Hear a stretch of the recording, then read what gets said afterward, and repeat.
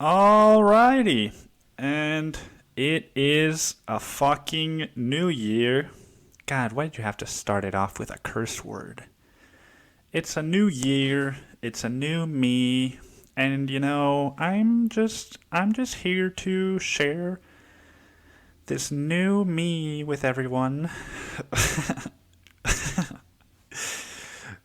um it's fucking 2020 and not a goddamn thing has changed. All right, stop acting like fucking, what was it, Tuesday to Wednesday you became a new person. All right, you're carrying all that baggage into the new year with you, whether you like it or not. It's still all gonna be there, and you're still gonna be dealing with all the same bullshit that you were dealing with the last year. All right, it's all gonna be that's the number that you fucking write down every time you, if you're in school, the number you write down every time you do the date, that last two digits. Those two digits changing is not going to change your grades, okay? And if you're like me and you work in the fucking service industry and you got to label shit, the two digits at the end of each label, they're not going to change your work ethic and whether or not you get a promotion. All right? So let's all stop acting like it's not even just a new year. It's a new decade. It's fucking, oh my god. It's a new decade. Yeah. I guess at least people aren't fucking saying it's going to be the end of the world this decade, right? Like 2010. Remember that bullshit? Or was it 2008? I think no, it was 2012. It wasn't even the turn of the decade. It was 2012. And that fucking John Cusack movie came out. 2012, where people were like, oh my god, the Mayans predicted that we're all gonna die. Because I don't fucking even know why. Oh, man. I'm excited. I'm excited to do this. And when I say this, I mean the fucking podcast, not the year and not the decade. All right, can we move on from that? Can we just, what I did for New Year's Eve? I went to bed. I wasn't even awake for this pivotal moment in everybody's lives where, I don't know. I went to bed at like 10:30, woke up at fucking 8 in the morning. Got my nice 9.5 hours of sleep, did some writing, fucking meditated, just, I don't know, dude. Like I had a couple things I could have done. A buddy of mine invited me to a party, and I also had the idea of just walking down to the river with my dog, my brother's dog, and watching the fireworks. But at the end of the day, I was like, wait, I haven't stayed up past midnight for willingly. Because God knows I've stayed up past midnight unwillingly, fucking anxiety ridden. But I haven't stayed up until past midnight in over 2 or 3 weeks, and I've been feeling better because of it. Why the fuck am I gonna stay up late, just to watch some fireworks, Yeah, and you know what? I guess if there were people that I wanted to be celebrating with, then I'd be like, fuck it, yeah, dude, let's stay up past midnight. But I'm not drinking, I'm not smoking, and so the thought of going to a party with my social anxiety and just standing around, I can't even have a cup in my hand. I guess I could fill up a cup with a drink, but then the people there would be like, wait, I thought you were sober. And I'd be like, yeah, I'm just holding it because I'm anxious. Just holding this cup in my hand with liquor. I guess I wouldn't even have to put liquor in it. But yeah, I went to bed early, and no, I'm fucking with everybody. I mean, it is exciting, it's like there is that little part of you. It's almost like when you sign up to for a gym membership, right? And you're like, oh my god, does this mean I'm gonna be fucking hot in like 3 months and fit and like not out of breath all the time? Is this gonna change my life? And then a week or two in, you've stopped going, right? You just acclimated to paying this new membership that you're not reaping any benefits from.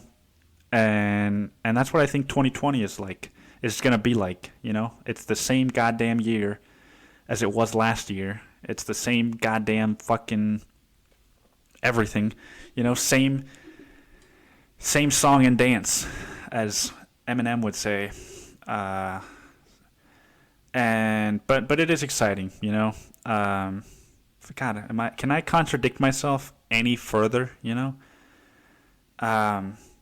It's 2020. What the fuck? I mean, can you tell that I don't have anything to say about 2020 because I just don't even like. It's just a numbers game for me. It's just like, all right, we're moving into a new decade and a new year, and that's supposed to mean a bunch of different things that I don't. It's like fucking high school for me. It's like, oh, you got a bad grade, dude. That means you fucking suck. It means you're stupid, and it means you need to do better. And it's like, or it just means that I don't give a shit because I know that the system is rigged. And I don't even believe in the system. That's the thing about being like a fucking angry like Mexican, like I am, is that you don't believe in already built systems. But anyway, it's a new year, and let me not fucking linger on that for any longer. It's a new year, and I do have some goals set, and I'm happy. As much as I'm making light of the new year or people celebrating it. I'm always happy to see people celebrating whatever they are happy to celebrate, but I'm happy that I celebrated the new year the way that I did, and because I've all these meetings that I go to, I hear people talk about the holidays all the time, the holiday season. Just get through the holiday season, and for New Year's, the meeting right before New Year's, they were all like, if anybody needs a meeting for New Year's Eve, because there's a lot of sober people, like that. If anybody doesn't want to spend their New Year's Eve drinking or wants to make it easier on themselves, there's going to be meetings going from 8 at night to fucking 1 in the morning. And I considered doing that. I considered going to my buddy's party. I considered fucking going and walking the dog. But at the end of the day, none of those things were what I wanted to do. They were just what I thought like maybe I was supposed to do because everybody else is doing something. And I'm glad that I didn't. I started the year off, or I guess I ended the year because I wasn't up for the fucking start of it. I ended the year doing what I wanted to do, and not feeling, shame. What a fucking loser, dude. You just went to sleep. Get a hold of this fucking pussy. Dude, we fucking raged all night, bro. Like, it's, part of me wants to be fucking made fun of for that, because that is funny to me, There is still that residual self-critical guy in me that's like, yeah, aren't I kind of a little bitch, because I just went to bed at 10:30 on New Year's Eve, right? Like, come on, dude, give yourself a fucking break. But no, I mean, that's what I wanted to do, and I went on a hike the next morning with my brother, which I probably wouldn't have done if I had stayed up until fucking 2 in the morning. I would have been tired. I would have been like out of it. I wouldn't have wanted to go. I maybe still would have gone, but yeah. So that's what the New Year's Eve was like for me. And and what else, man? You're setting up your fucking resolutions? You know, people are making a point of setting goals this time of year, and there's always the easy route. You know, you can always make fun of people like I fucking just did, like the gym membership thing. Like nobody's really gonna stick to them, but you know, I feel like people are getting savvy to these kinds of things. Maybe I don't know. Maybe it's just my narrow, fucking limited view of the world. Uh, but I've got some goals. I'm gonna be doing stand-up comedy. I guess I'm gonna be taking classes, right? I shouldn't say I'm gonna be doing stand-up comedy. I'm gonna be taking some classes, and I'm gonna be fucking writing some more, working on a couple new books right now, and I want to get a fucking car, dude. That's what I really like. If there's one thing by the end of this year that if I could accomplish one thing by the end of this year, just one thing, and still be happy, satisfied, it would just be to get a car, you know? Because there's so many things that I want to do and so many places I want to see that don't require me to fucking fly. But I'm 24, so I don't think I can rent a car, and I don't have a car, so I can't just, you know, fucking drive. But yeah, dude, there's like New Orleans is a fucking 9-hour drive away. Colorado is like a 14-hour drive away. Just other parts of Texas, you know, fucking Big Bend. There's so many things, you know, that I could do little weekend trips to. And also just, you know, I want to go on a hike. I don't have to make sure that my brother can come with me or that somebody else who has a car can come with me. And I can just fucking go at any time of day, any day I want. And so yeah, I've got some fucking goals, but you probably don't want to hear about that. Because at the end of the day, it's shit I haven't done, right? Who wants to hear somebody talk about shit that they haven't done yet? So what else? I've been reading a lot more lately. Now that I'm not smoking weed, that's been the biggest change, I think, from not smoking weed. As far as like a tangible change that I have picked up on is like, man, I mean, I'm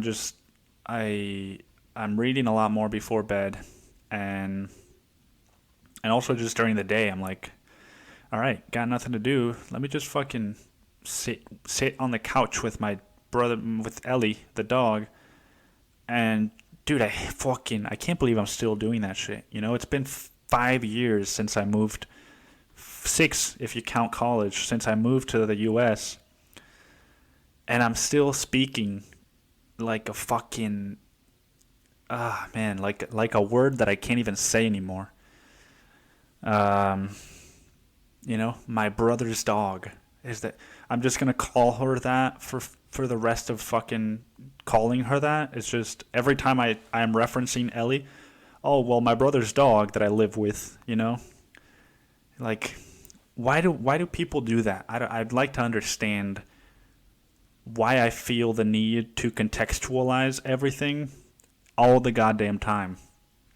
You know, why can't I just be like, dude, I could just sit on the fucking couch with Ellie and read, and have some of you be like, who the fuck's Ellie, dude? Like, is that some chick that he's seeing? And some of you be like, oh, Ellie, yeah, I've seen her. She growls at me all the time, like, haha. And then some of you just be like, you know, not even fucking listening, just be like, what the fuck am I listening to? All right, like, let me change the fucking station. And I've also noticed, dude, I talk way too goddamn fast. And maybe that's just part of my, I don't want to say act, because this isn't an act, but maybe that's just part of my, myself. I don't know. That's what I'm discovering, as I read this fucking book, man. Oh, man, you want to talk about a book that will do to you what Inception did? Like, the book equivalent of Inception, then you gotta check this fucking book out. And I've been reading this book, and it's making me realize, like, maybe this person that I'm fucking like woohoo, just pretending to be for 24 years, maybe that's not even really who I am. Maybe that's just who I've been conditioned to behave. Maybe that's just like a personality that I've taken on because of certain traumas or because of certain fucking other experiences. I don't know. And maybe that's not really who I am. So I've been talking like a fucking maniac, just going super, super fast. But I'm like, all right, dude, just go with it. This 20th podcast or 19th, I don't know. It's still too early to be making corrections. I'm still figuring this shit out. And, who the fuck even listens to this right now? This is when I can be making mistakes and just sounding like a cokehead or doing fucking impressions, that sound nothing like the person. Because I mean, if you wanna be in a relationship with me, I'm gonna be doing what I want to do, and don't be telling me that I can't behave a certain way just because my name is Adam Driver, okay? I'm a military man. I'm a military man who became an actor, and I have a lot of respect for actors. But it's definitely nothing like the war. I mean, when I was in the war, I was a field medic, and now that I'm an actor, I can pretend that I'm a field medic, but I'm not really, I'm not really putting my life in danger. And dude, it's so fucking fun to do Adam Driver impersonation. Really, like, if you're in your fucking car right now, wherever you are, if you're not in a public place, just try to do an Adam Driver impersonation. It's so fucking fun, dude. And it's also fun to try a Jordan Peterson impersonation. I'm not that good at that one, so I'm hesitant to try it, but it's one of those easy ones, where he speaks in such a distinct way that you're just like, oh, right, I can get this one down first try. But anyway, fucking, maybe I've been up for too long today because my mind's all over the place, but let me try and refocus a little bit. I'm reading this book, every time I think about doing the podcast, I think about like Dan Harris or somebody else that has a podcast who is into meditation, and I just think like, dude, I'm a fucking writer and I've got a podcast. Like, I should speak like a writer, whatever the fuck that means. But in my mind, what it means is like, just speaking a little bit more like this. And the other day I was reading this book, and it's a very interesting book. It's Trust, Surrender, Receive, penned by Ann Other, pseudonym. It's a nonfiction book, and I if you haven't heard of it, I recommend that you just speak like that. So but yeah, anyway, I read this fucking book, or I finished it yesterday. What day is it today? It's the fucking. Of course, I've got a fucking timer. That's just is like every time I check the time on my fucking watch, there's just a timer going, right? I'm like, God damn it, dude. But yeah, yesterday I finished that book. And basically what it is an account, or a bunch of different accounts, I guess, testimonies of people who tried MDMA-assisted psychotherapy. And and all the shit that they discovered about themselves, all the shit that they overcame, or excuse me. Basically, the book is trying to establish the idea that in order to move on from trauma, the unexperienced experienced, we have to experience it under a safe environment, because the reason that trauma stays stored in our body is because we don't have an empathic witness with us, or or because it's too tough. It's like with sexual abuse or with rape. It's why people sometimes can't remember the defining features of their perpetrator, because the psyche is so fucking well designed that it's like, no, dude, that's too much. This experience was too much for you to bear. So I'm gonna let it stay in you, that like that this happened, but I'm not gonna let you remember that because it's just too much, or it was too much of an experience, I guess. And so the point is that you take MDMA or any of these psychedelic substances under a psychotherapist's supervision, or what they call an attendant, and you bring up those experiences in the safe environment. And so you're the reason that there's a drug and not just fucking bringing them up in speech, like in talk therapy, is because you need to feel them. You need to experience them, not just talk about them. You actually are not supposed to do very much talking, it says. And so the drug puts you in a non-ordinary state of consciousness, so that you can, you're so removed from your own body and your psyche that you can now bring up these traumas and relive them, but always always maintaining the physical or mental awareness that you are not actually there anymore.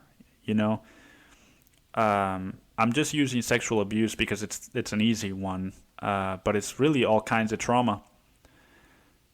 Say that you were, let's say we're talking about a rape, and you're in the fucking office and you're taking the medicine, the MDMA, and you start to drift away, and that experience comes back at you. You might have some of the physical sensations that you had when that happened. You might have some of these feelings of fear and panic,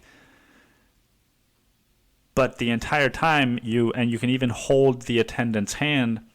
The entire time you will know that you are not there anymore, that you are actually sitting on a couch with somebody that's watching over you, that you're safe, and so it's a way for you to relive these traumas with an empathic witness, and to restore some sanity to your psyche, I guess, to clear up trauma.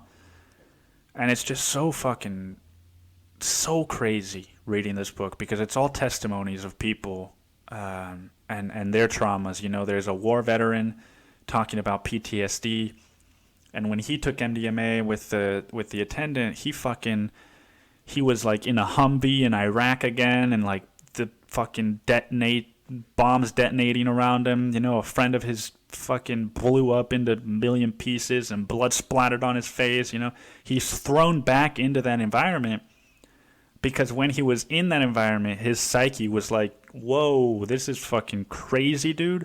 You're not going to be even functional if you experience this fully, so I'm going to have to block some of this out. But there's all these testimonies, and once they experience these things, it's like their life changes dramatically. People that were diagnosed bipolar, people that were diagnosed fucking with Asperger's or autism, PTSD, anxiety, just all of these disorders, and then they have these MDMA sessions, and their diagnosed disorders just go away.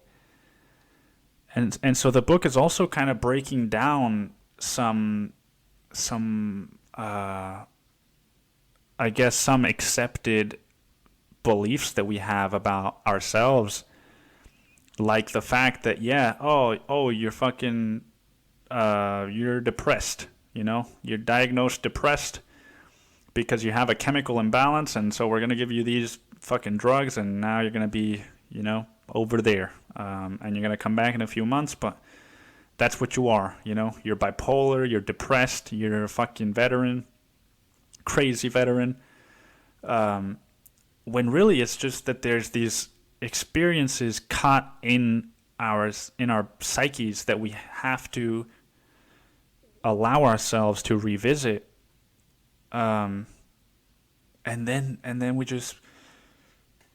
we change, which is why I was saying, about maybe I'm not even who I fucking am, or who I think that I am, because if I had to describe myself right now, I would say, I'm a easily angered person. I ride my bike to and from work, and there's rarely a day that I don't feel angry at some point in the trajectory of going to and from work, and I get angry at people in my head a lot, because they're doing things in ways that I wouldn't do them, and so I'm very critical, which makes me angry at the person. It's like, God damn, dude, why wouldn't you fucking do it this way, you piece of shit, instead of the way that you're doing it, So I'm an easily angered person.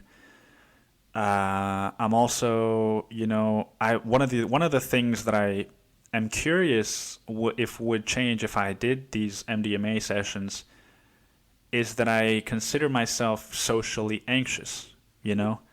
That's obviously it's contextual. If I'm with my fucking friends, I'm not socially anxious. But if I'm in an environment with people that I don't know, especially if it's like I'm dating this girl and I'm meeting her friends, I consider myself in that situation, like I would diagnose myself a socially anxious person walking into that environment. But it's like maybe, I have this trauma with trust, just as an example. Maybe when I was a very young boy, maybe something happened that broke my trust, my fundamental trust in humans. And so now anytime that I walk into a room where I don't know humans or I don't know these people and I'm supposed to meet them, there is a distrust, a sense that these people are not to be trusted, and so I'm going to go on the defensive. And it's just crazy. I don't know. The book is incredible. The book, it's one of those books that you just really wish everybody would read. Even though some people would read it and be like, oh, this is all fucking people taking drugs, and like some people wouldn't even be ready to read it, I guess. I think if I had read this in high school, I would have thought it was like an interesting book, and it was, oh man, it's all cool shit, like, wow, man. But I don't think that I would have, I don't think it would have had the same emotional impact that it did on me reading it at this age. And I'm sure if I read it 10 years from now, it'll have a completely different impact on me. But yeah, the book is called Trust, Surrender, Receive, and it's by a pseudonym author named Anne Other. So if you're interested in any of this kind of, I guess if you're interested in the future of medicine, this is the book to start with. Because the more that I read about this, the more it seems like psychedelics, under these conditions, obviously, not just fucking Joe Rogan psychedelics where, you're like doing it with your friends. It seems like that is really the future of not just medicine, but like the human race. And it's really a shame. I mean, the one of the other takeaways from the book that every fucking testimony ends with is like, it is so unfair that this is an illegal substance, because it's how many veterans. This guy, the veteran dude, he was like, I know so many veterans that this would change their life. Like, this would not just like make it a little bit better, more tolerable. It would change their life. And it's just it's one of those things, instead of fighting about fucking global warming or being a vegan or whatever the fuck it is that your cause is. I mean, maybe not instead of, but in addition to, instead of worrying about who the next president of the United fucking States is, maybe let's worry about legalizing this so that professional fucking scientists and researchers can do more work on this medicine, so that we can maybe get to a point where the way that we pay, $100 to go to a psychoanalysis or, each session, we could feasibly do the same thing, theoretically do the same thing with psychedelic substances, and have this incredible impact that even sometimes psychoanalysis and all these other things don't ever have. I guess it's just, it's like Inception. It's one of those things that you're like, God damn, like, can anybody ever top this? Is there ever going to be another discovery that tops this? I guess it's hard for me to think of one right now, because this really just seems like it would just change people for the better. There's I don't even know if there are cases of people who have been worse off from having these MDMA sessions. And so yeah, man, I read that book, and that was a fucking trip. And now I'm reading a book called The Ketamine Papers. Just trying to get my my whole arsenal equipped, or what am I trying to say? The book I read was very specific toward MDMA, and so I want to read about ketamine, I want to read about psilocybin, I want to read about LSD, and in these controlled environments. I'm not just fucking reading a book about LSD, just for the fucking sake of it. It is in these controlled environments where a lot of the big work is being done. And so I'm reading that, Ketamine Papers. And what else is going on with me?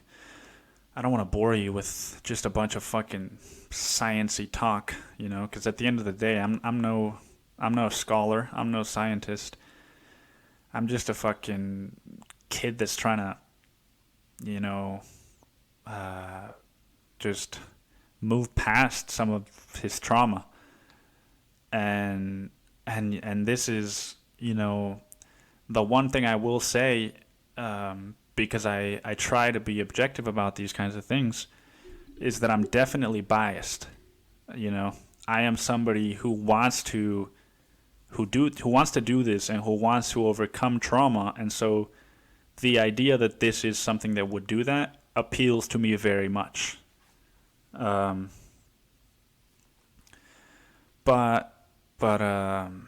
yeah, I'm just a Mexican kid that crossed the border, legally. I'm just a Mexican kid that's trying to do right by himself and the people in his life. Because for a really long time, I feel like I wasn't. I feel like I was just worried about myself, and I'm still primarily worried about myself, because I think ultimately it's like the fucking metaphor about the mask falling down in an airplane. It doesn't matter what anybody else's situation is, if I don't take care of mine first, I'm going to be in no position to help anybody else, you know? Which is why I'm not going to get political, but I just find it very flawed, a very flawed way of thinking when people dedicate most of their life, you know, to being political activists. And by that I mean posting shit on social media and not really doing anything except virtue signaling. I find it a very flawed perspective, because they're not going to be able to, you know, who are you trying to help? Who are you to say that the person you want elected is the right person to be elected if you're not taking care of yourself, you know? And so I guess, yeah, it used to be, I didn't even used to think about growing for the first 17 or 18 years of my life, at least not if I did, it was in the abstract, you know? There were times when I remember when I was 13 years old, still living in my dad's apartment downtown Cancun, and it must have been like a fucking Wednesday afternoon or something. I'd just gotten home from school, and I had a cigarette that a friend had given me, and my dad wasn't home, and my brother was, you know, busy fucking doing something on his computer. So I went up to the rooftop, and I started smoking this cigarette, you know, just sitting on the cistern, if that's what it's called, that big water tank that we have, those big black water tanks that you find, maybe not in the U.S., but sitting on one of those, just staring out at like traffic, the sunset, you know, grocery stores, a Home Depot, and just smoking this cigarette and thinking like, this isn't doing anything for me, the cigarette. I'm just doing it because, like, I'm just doing it to do something new.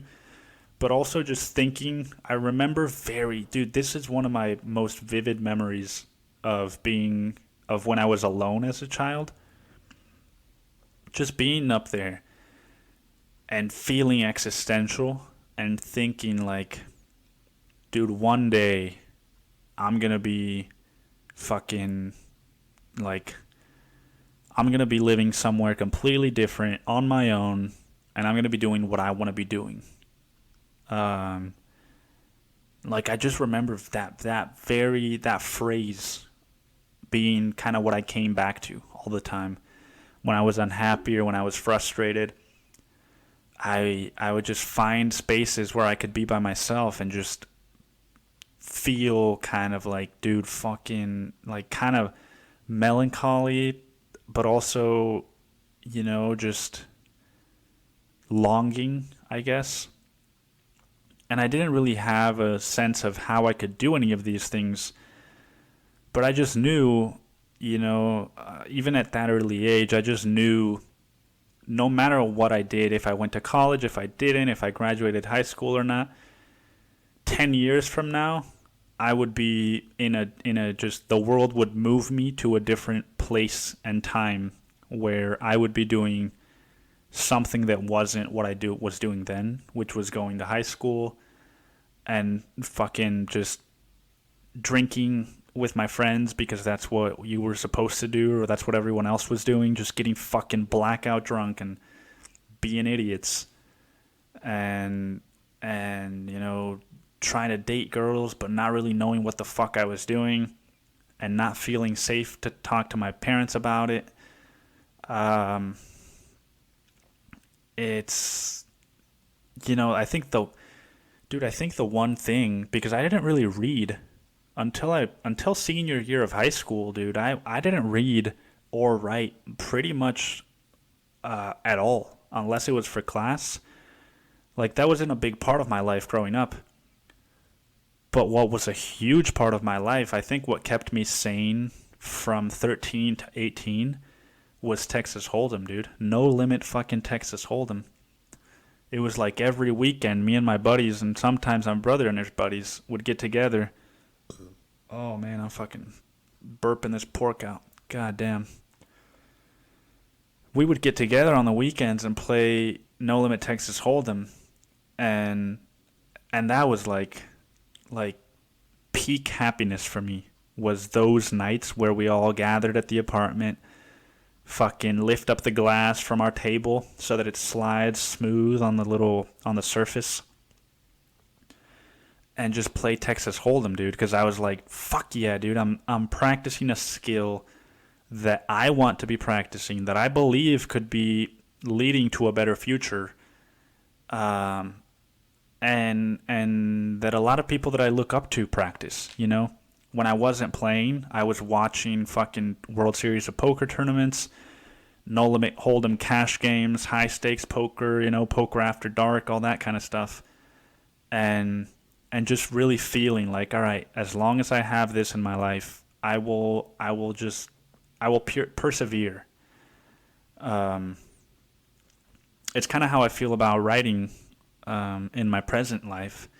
You know, I don't hate my life the way that I did back then, but whenever life does get stressful or whenever shit doesn't work out the way that I want it to, I'm always just like, dude, thank God that I have writing. Because if I didn't, like if all that I had, and this isn't me ragging on people that don't have something like writing for them, some equivalent, because I don't think everybody needs it. But if I didn't have writing and I was just, you know, went to work, came home, fucking just watched movies or read a fucking book or played video games or, you know, you name it. Even if it was just hanging out with friends, you know, going to different events around town, to different bars and happy hours. If that was all that I had, I don't think that I would be happy. I don't think that I would be satisfied. And maybe that's just, again, maybe that's the, going back to that book, maybe that's just how I have been conditioned, you know, because I feel like I'm always searching for a bigger purpose or a bigger something outside of myself, something that I feel like I'm searching for meaning, and I've been searching for meaning my whole fucking life. Like that's the thing you realize when you leave high school, is that you've been searching for meaning. It was just so much harder if you didn't like high school to fucking do it, because you're spending 8 hours of your day plus another 2 or 3 doing homework, which is now practically your entire day. Dude, that's why I fucking didn't do homework and I didn't study and I didn't give a shit about cheating on school, and is because what the alternative was to give up my life, you know? And I can't even understand adults who don't understand that, especially from their own children. It's like, well, yeah, but you gotta do it, you know? Like, why? You know, what were people doing before schools existed? How were people learning? They got us to where we are now. Why do I have to go to a fucking thing that I don't like to do and then continue doing that thing at home when I would rather be playing Texas Hold'em? Or, you know, I could have started reading at an earlier age, I'm sure, if it wasn't tied to school. I could have started writing at an earlier age. Could have played sports, you know, done more sports. Fucking learn different skills, dude. I don't know. But yeah, man, like, and that's why I'm such an angry person, I think. You know, outside of my family situation, just having to go to school every day of your life for 18 years when you don't want to be doing it is like fucking, like, I know that this is an overused metaphor, but it really did feel like prison to me. And not just like prison, but like wrongful incarceration. You know, they should make a documentary about a fucking kid that was wrongfully wrongfully educated, I guess. because but yeah, that's what made me so angry, is that I think from an early age I knew, like, this is not what I'm supposed to be doing, but everybody else, aside from, 4 or 5 of my fucking best friends, everybody else was telling me the opposite. They were not even just saying, like, this is what you're supposed to be doing, but saying what you want to be doing is only going to lead to not being able to support your family, not being able to buy a house and get a good job, and all these things that, when you're 14, 13, 15, you're not even halfway there to getting those things. So many people these days spend their 20s traveling, and they don't have a steady job. And so many people, there's this couple at one of my meetings. They bought a tiny home, moved out like 40 minutes outside of Austin, and they live in a tiny home with their 2 cats. And they showed me pictures of it, and I was like, dude, this looks fucking amazing. And you can just look at the stars without all the light pollution, and like, what's so wrong about that being somebody's end goal? Like, I tell my brother all the time, I don't think, I'm not fighting against getting a home. But if I'm 40, 45 and I start a family and we live in an apartment, what's so wrong with that? Who decided that the standard was a home with a backyard, with fucking 4 cars, a cook, and a fucking maid, and a cleaning person, and a caretaker, all this bullshit, dude. That I think that's one of the reasons people, and this isn't some groundbreaking statement, but that's why a lot of people are unhappy, is because they're shooting for things that they believe that they're supposed to be shooting for, and not what they want to be shooting for. Like, it's like New Year's Eve. I didn't want to do anything because there wasn't anything that was appealing enough to me to stay up that late. And I could have stayed up late enough and shot for something that other people wanted that I didn't, or something I thought I was supposed to want, and then felt like, all right, dude, that was a fucking dumb thing. I could have just gone to bed. And so I think, yeah, I try to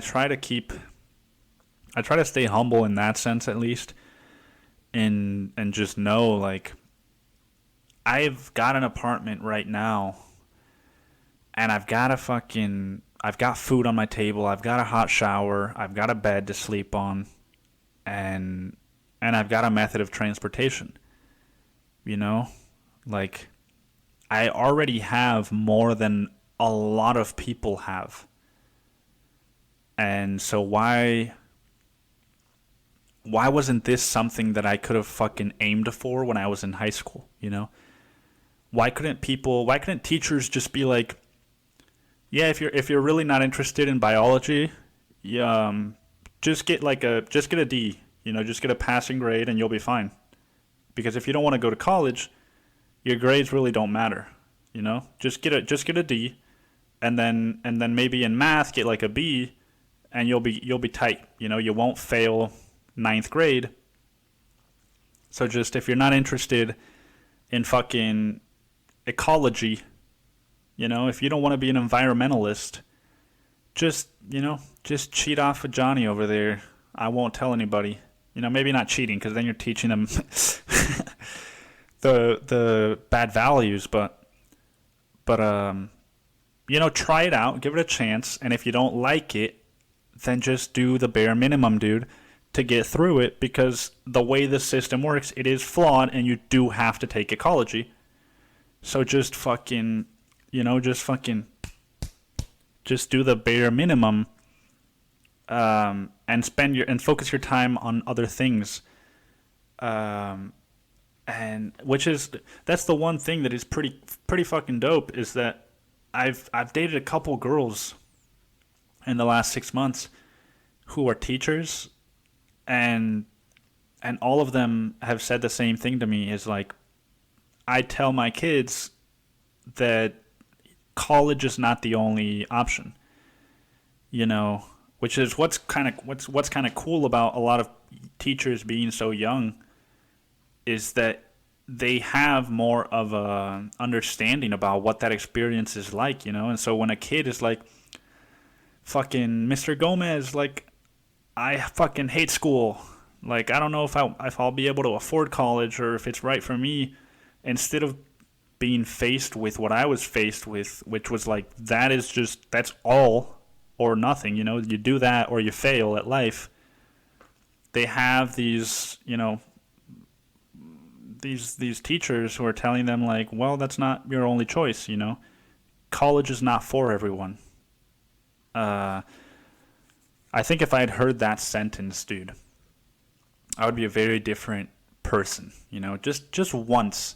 If somebody had been like, well, Nick, college isn't for everyone, so there's nothing wrong with not wanting to go to college. And I would be a less angry person. But yeah, so that's what I mean, is that all of these experiences have made me into this person that hates authority, that hates systems, flawed systems, and following rules, and just that doesn't trust people in people that say that there's only one way to do things. Narrow-minded people. I view them as less than sometimes, and sometimes it's a subconscious thing or unconscious. I don't know, but yeah. So what if I do this fucking? What if I take MDMA and do one of these sessions or two or three of them, and then I kind of bring that trauma up and I let it go and I release it, and then I'm no longer that person, because that little trauma that triggers inside of me every fucking time I'm faced with something like that reminds me of those high school experiences is no longer there and no longer acting up,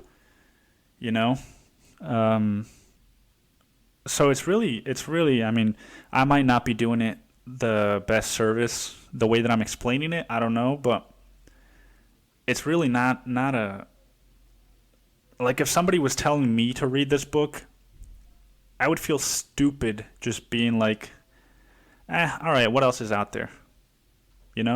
Like, I guess I do it sometimes, when people are like, dude, fucking virtual reality, dude, that's the future, bro. I'm like, all right, dude, I'm not interested. But I mean, how can you not be interested in emotional growth and feeling better and becoming a better human? I think the reason I'm not interested in VR and like technology in that regard is because it's something that doesn't appeal to me. Even spending too much time on my phone makes me feel sick. So why would I want to spend time in a heightened world where that is bound to make me feel even sicker? I'm sure the research and the data is going to come out that fucking spending 7 hours in virtual reality is not going to be good for your health, especially not your psychological health.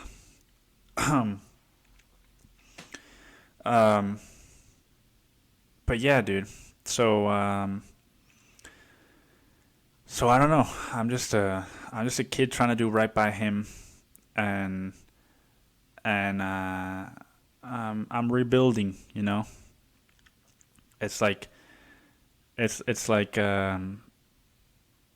for the last couple years since I moved to Austin, I was like, dude, I just got to start working on these things, and then I'll get to this point, and then I'll be set. And every year or every other year, I make a mistake, or I repeat a mistake, and then I I've come to realize, I guess, that I'm always going to have to be rebuilding, you know, and hopefully it'll get to a point where I'm not rebuilding, but I'm just patching up, maybe. But I'm in the process of rebuilding again. I was it 7, 8 months ago by now?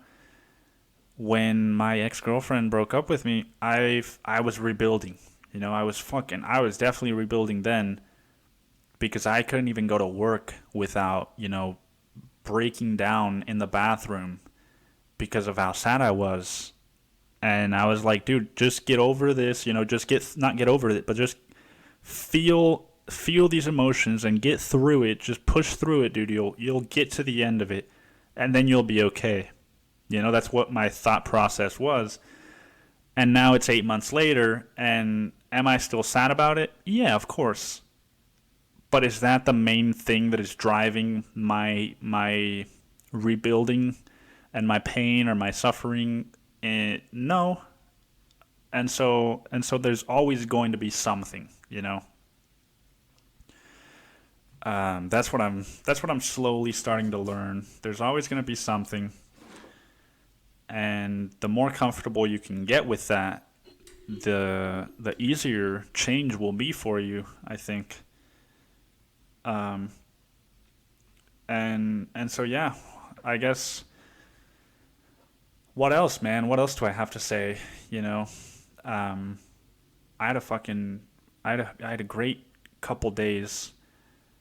I've had the last 3 days off of work.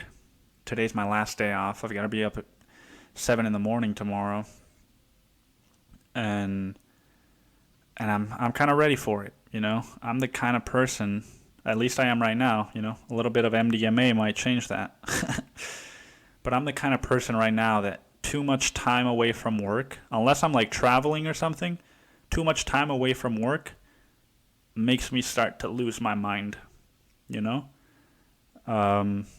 And it didn't get to that point this time, but yeah, I've had a good fucking last couple of days. Like I said, I finished reading that book.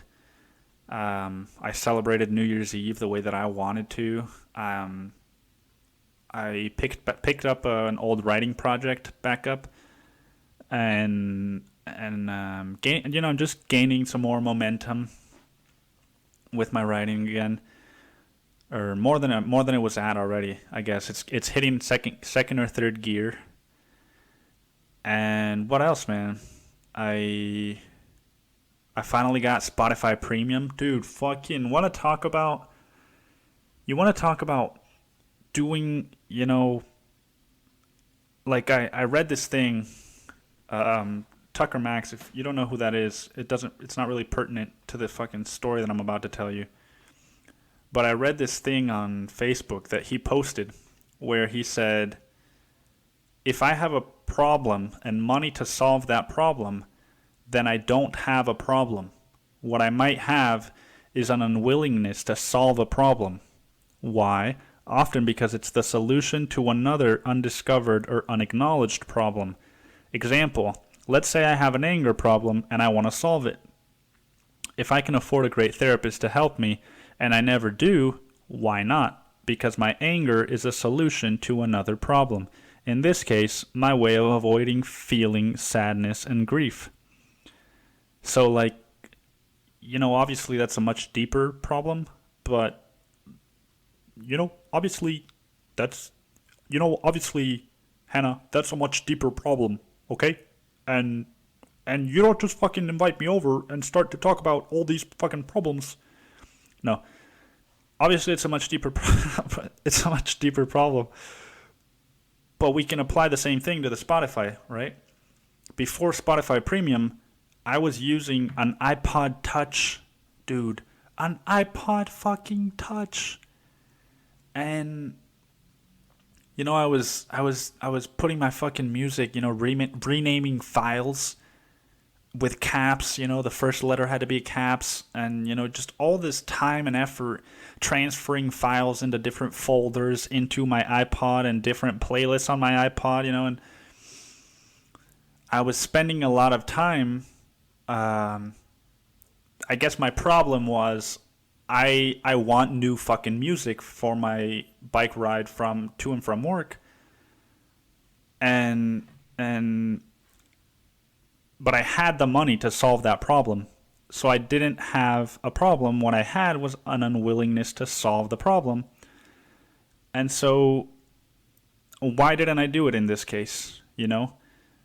I'm not sure, dude. Because maybe not having music on my phone that I want to whenever I want to, new music, all the fucking music that I want with Spotify fucking premium, maybe not having that and having the shitty fucking iPod with only the last 30 songs that I found, maybe that was helping me feel, like things were unfair, or I don't know, dude. I don't know what the fucking answer is, but I definitely know that I had a problem and I had the money to solve it, so I didn't have a problem. I just had an unwillingness to solve that problem. And dude, let me tell you, Spotify Premium, holy shit. Spotify Premium is where it's at, man. Like, there's so much music that I've wanted, but I can't afford to purchase on fucking iTunes, that now I can just listen to for $9.99 a month. Wow. Yeah, so I'm finally on Spotify Premium, and it feels good. It's one of those things that you do that you immediately feel great about having done afterwards. You're just like, oh yeah, it took me 2 years, but fucking finally, dude, I did the thing that I should have done a long time ago, that is now beneficial to my well-being and my health and my happiness and my just enjoyment of art. And the next thing that I need to tackle is, God, dude, my throat is so fucking dry. The next thing that I need to tackle is fitness, dude. Because do I have a problem? Do I have a problem? Or do I have money to solve the problem of my physical fitness and going to a gym and practicing some physical activity regularly? Do I have the money to do that? Yes. Am I doing anything to fix it? No. So then what I have is an unwillingness to solve that problem. And why? Maybe if I can figure that out,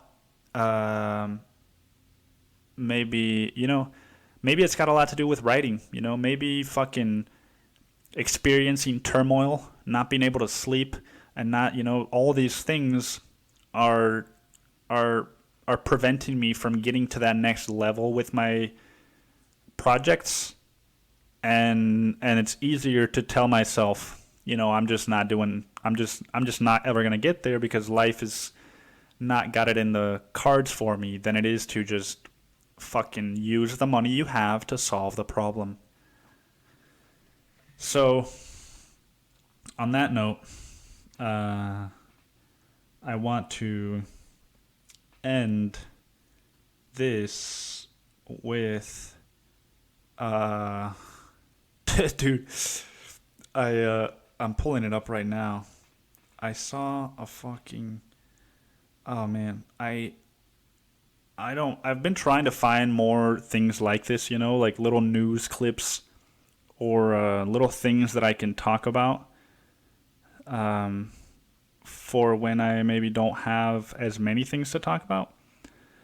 And I found, this is me trying that out, right? McDonald's employee intervenes after woman mouths "help me" at drive-thru. And I'll just play a little bit of the clip right now, because this is such a dumb fucking headline, dude. Like, oh my god. Christmas Eve, a woman discovered angels at an unlikely place inside the Golden Arches. It's our job. Dude, a woman discovered angels inside an unlikely place inside the Golden Arches. This Christmas Eve, a woman discovered angels at an unlikely place inside the Golden Arches. It's our job. Inside the Golden Arches. Dude, it would be so fun to have that job where they're just like, you're just like, what's the headline I'm going to be reading today? And they're like, oh, dude, fucking McDonald's employee intervenes after a woman mouth helped me at drive-thru. You're like, all right, let's try and think of a clever way to say that. This Christmas Eve, a woman discovered angels at an unlikely place inside the Golden Arches. It's our job to then Inside the Golden Arches. help them in that situation. The unidentified woman went into this McDonald's in Lodi, California, where police say she went to the counter, asked employees to hide her, and call 911. But her boyfriend, who had allegedly threatened her, 35-year-old Eduardo Valenzuela, was nearby and demanded she go outside and use the drive-thru instead. The woman, now in the driver's seat at the window, didn't give up. She voiced or mouthed to the employee to help her. According to a McDonald's spokesperson, employees stalled the line, giving police time to get there. Police arrested Valenzuela and say they found a stolen loaded gun in... It's so funny the way that, you know, there's just like a minute-long clip, and as they're saying, like, you know, this woman in the drive-thru, she mouthed to the customers to help her. They're just showing you like a reenactment, you know, a black and white, a little hand going through the window into the drive-thru window, and it's like, dude, these people could not be happier that this happened to their McDonald's, because now they get their 15 seconds of fame, you know, like, what is it, fucking, like, can you tell us, you know, there's a lot of police out here today. And we just wanna give our viewers at home a little bit of an explanation for what's going on. Can you help us out? Didn't give up. She voiced or mouthed to the employee to help her. According...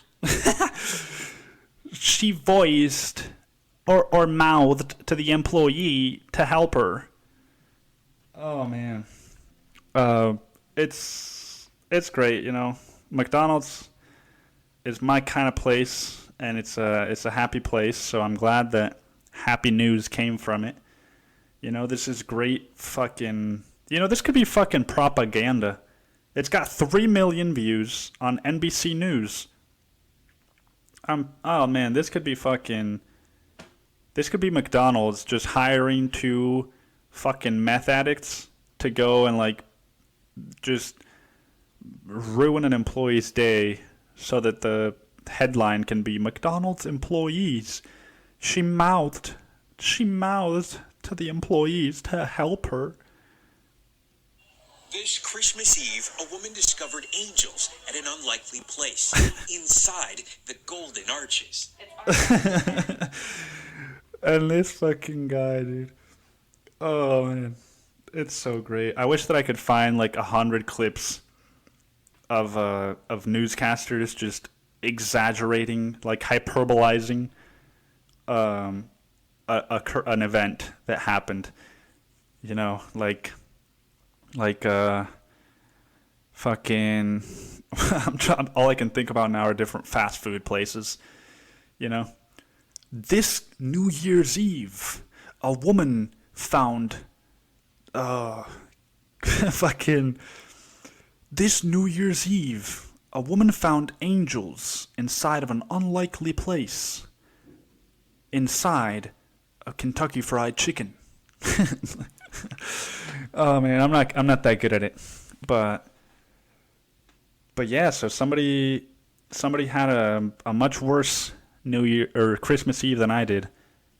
You know, unless they're getting that fat check from McDonald's, if it's propaganda. But yeah, I think that's gonna be all for me today. And and you know, I really just want to thank you for listening, and I hope that, you know, I hope that you're having a good start to your 2020, you know, because I'm going to be working on the next Star Wars movie, even though they said that this is the last one. I need to work on that. But it's so fucking fun to do it. So yeah, dude. Or dudettes. I wish all of you the best in this 2020, as much as I'm making fun of you. You know, good luck with your resolutions. Stick to it. Don't be a fucking lazy ass, you know. But also, don't be so hard on yourself. And thank you for listening. You know, I'm considering changing the name of this podcast because I think pupil is it's easy to confuse that word with people.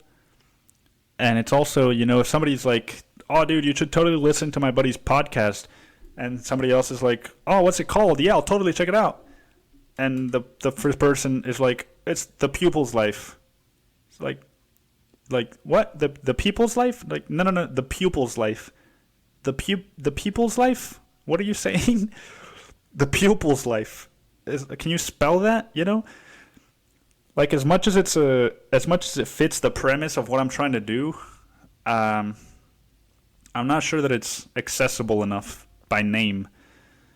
And so I'm trying to brainstorm some new names, and I haven't come up with anything very convincing yet, but if you're listening to this and you have a second, I guess send me an email and let me know if you think that I should stick with this name or if you think that I should pick a different name. And if you have any ideas for what I could name it, you know, I'm open to that too. So if you know me, reach me whatever way you think is best to let me know. And if you don't, nikoagf@gmail.com. Send that in, and send in some questions if you got any. That was kind of fun the last time I did that.